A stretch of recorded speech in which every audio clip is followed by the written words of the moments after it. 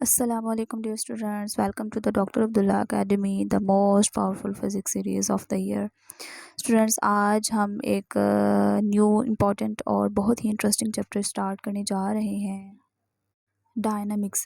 Dynamics students दरअसल physics की वो शाख है जो हमें ये बताती है कि फ़ोर्स किस तरह से किस जिस्म की जो मूवमेंट है या हरकत है उसको किस तरह से बदल देती है, या उसकी जो स्टैटिक जो उसकी होती है सिचुएशन उसको किस तरह से ख़त्म कर देती है, यानी उसको रेस्ट की हालत से उसको मोशन की हालत में किस तरह चेंज कर देती है।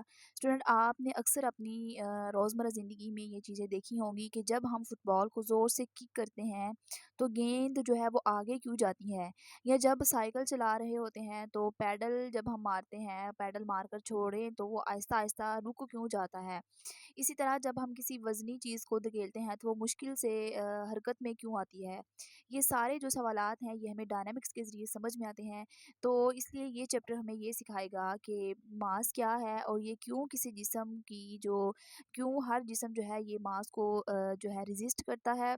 मास क्या है और ये क्यों जिस्म की जो मूवमेंट है उसको रेज़िस्ट करता है। इसी तरह हम देखेंगे कि जो इनर्शिया है, यानी किसी जिस्म का अपनी हालत को बरकरार रखने का रुझान क्या है।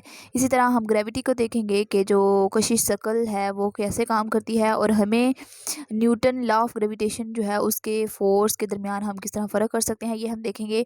उसके बाद हम वेट और ग्रेविटेशनल फ़ील्ड का असल मतलब देखेंगे कि ये कैसी स्ट्रेंथ है और इनका मतलब क्या है।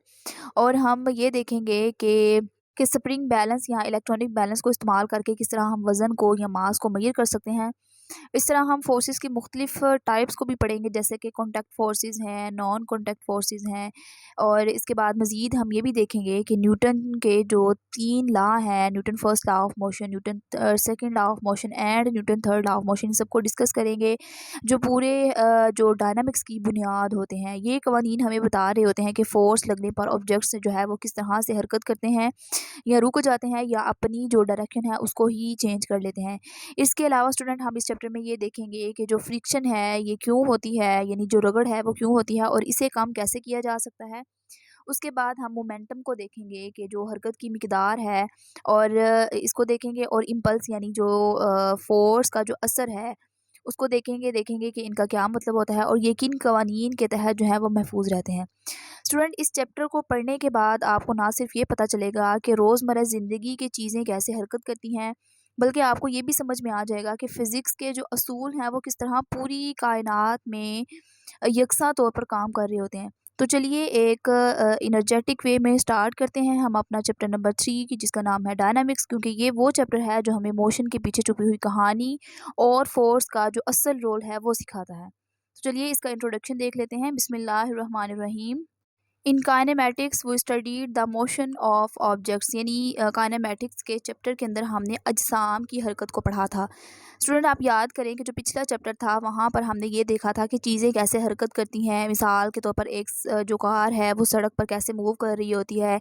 इसी तरह जो एक बॉल है, अगर हाँ उसको फेंका जाए तो वो किस तरह आगे बढ़ती है, या जो साइकिल है उसको पैडल मारने से वो किस तरह आगे जाती है।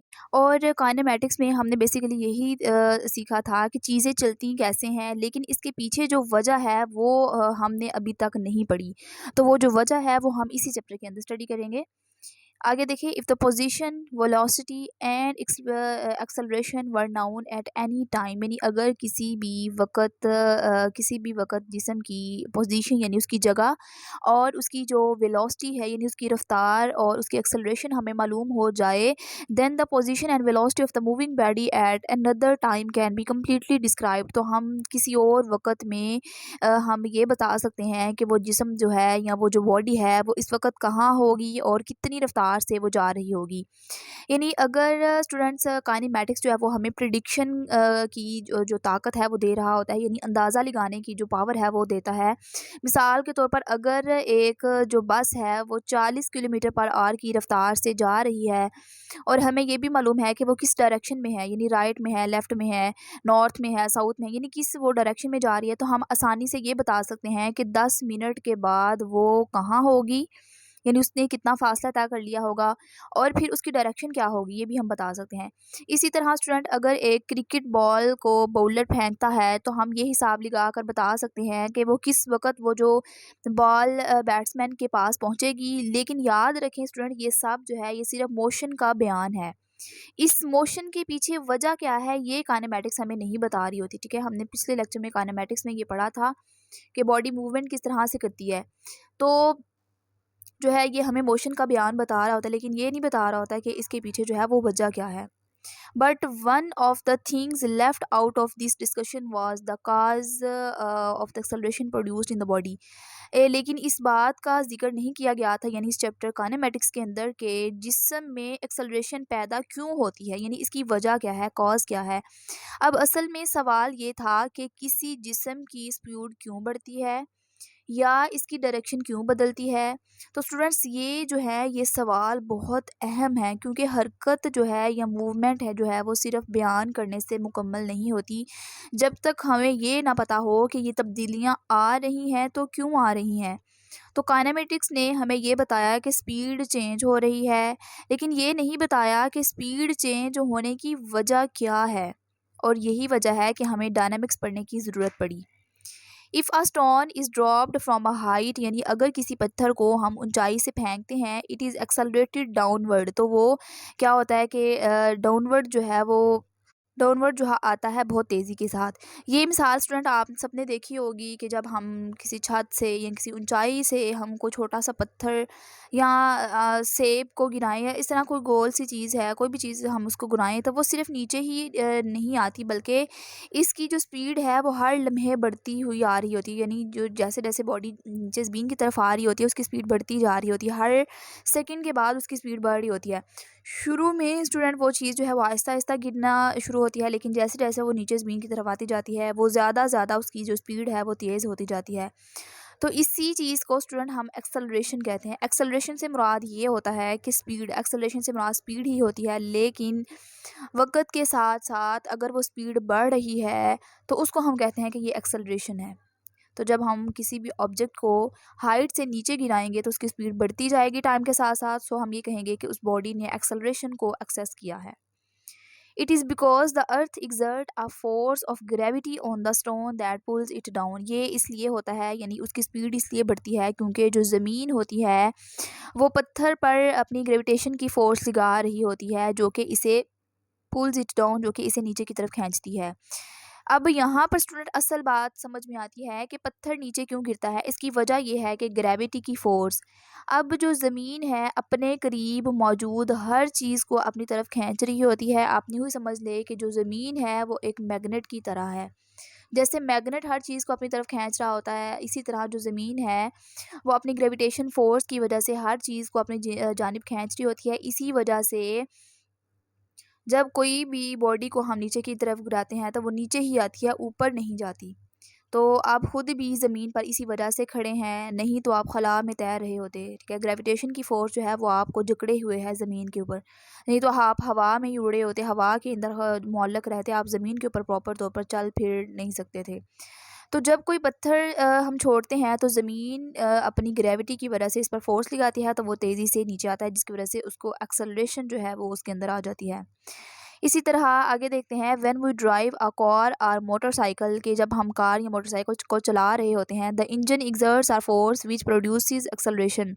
तो जो उसका इंजन होता है स्टूडेंट वो एक्सर्ट अ फोर्स, यानी एक फोर्स लगाता है जो कि एक्सेलरेशन को पैदा करती है। अब यहाँ पे एक और मिसाल उसने बताई हुई है कि अगर कार का इंजन बंद हो तो वो ज़्यादा देर तक जो कार है वो नहीं चल सकती, क्योंकि वो रगड़ की वजह से रुक जाएगी। लेकिन जैसे ही इंजन स्टार्ट होता है और इंजन जो है वो व्हील को घुमाना शुरू करता है, तो कार जो है वो आगे तेज़ी से जो है आगे चलना शुरू हो जाती है। ये तेज़ी जो है ये जो तेज़ी है या ये जो एक्सेलरेशन है, ये जो स्पीड है, ये कहाँ से आती है? ये जो है असल में इंजन की ताकत है या इंजन की फ़ोर्स से आती है। यानी यहाँ भी मोशन में तब्दीली की वजह क्या है? फ़ोर्स है।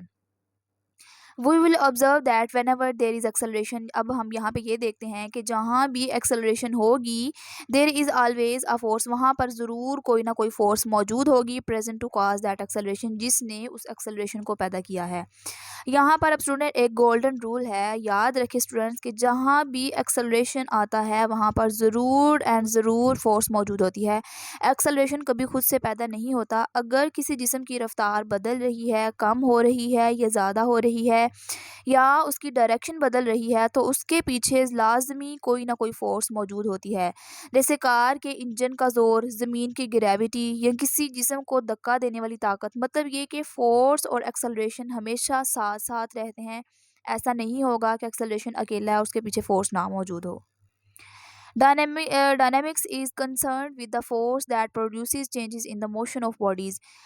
यही जो फोर्सेस हैं जो किसी बॉडी की स्पीड को चेंज कर रही होती हैं, उन्हीं फोर्सेस को हम डायनामिक्स के अंदर स्टडी करेंगे कि वो कौन सी ऐसी फोर्सेस हैं जो बॉडी की मूवमेंट को या बॉडी की मोशन को चेंज कर रही होती हैं। उन्हीं फोर्सेस को हम जो है डायनामिक्स के अंदर स्टडी करते हैं। तो यही मकसद है कि जो डायनामिक्स है वो सिर्फ हमें उसके अंदर हम इनको स्टडी करते हैं। तो ये जो होता है डायनामिक्स, वो हमें ये सिर्फ ये नहीं बताता कि चीज़ें मूव कर रही हैं, बल्कि ये हमें ये भी समझाता है कि वो क्यों मूव कर रही हैं, कौन सी जो फोर्स है वो इन पर लग रही है जिसकी वजह से इनकी स्पीड बढ़ रही है, इनकी डायरेक्शन चेंज हो रही है या वो टोटली तौर पर स्टॉप हो गई हैं। यही वजह है कि जो डायनामिक्स को समझना बहुत ज़्यादा ज़रूरी होता है, क्योंकि ये हमें मोशन के पीछे छुपे हुए काज को रिवील करवाता है। तो स्टूडेंट ये था हमारा इस चैप्टर का एक ब्रीफ सा इंट्रोडक्शन, जिसके अंदर हमने देखा कि हम कौन कौन सी चीज़ें इसके अंदर देखेंगे। और फिर इसके बाद हमने डायनामिक्स काइनेमेटिक्स को देखा कि वो सिर्फ हरकत को बयान कर रही थी और मोशन की जो कहानी है उसको बयान कर रही थी। लेकिन जो डायनामिक्स है उसके अंदर हम देखेंगे कि हरकत के पीछे जो वजह है वो क्या है। फिर इसके बाद हमने एक्सेलरेशन को देखा कि एक्सेलरेशन की वजह जो है वो हमेशा किसी न किसी फोर्स से आ रही होती है। तो ये एक ब्रीफ सा इंट्रोडक्शन था। उसके बाद हम अगले लेक्चर में इंशाल्लाह प्रॉपर जो है इस चैप्टर का आगाज़ करेंगे। इसका फर्स्ट टॉपिक देखेंगे कॉन्सेप्ट ऑफ फोर्स। तो जुड़िए रहिए हमारे साथ, मिलते हैं नेक्स्ट वीडियो में। तब तक के लिए अपना ख्याल रखिए। अल्लाह हाफिज़।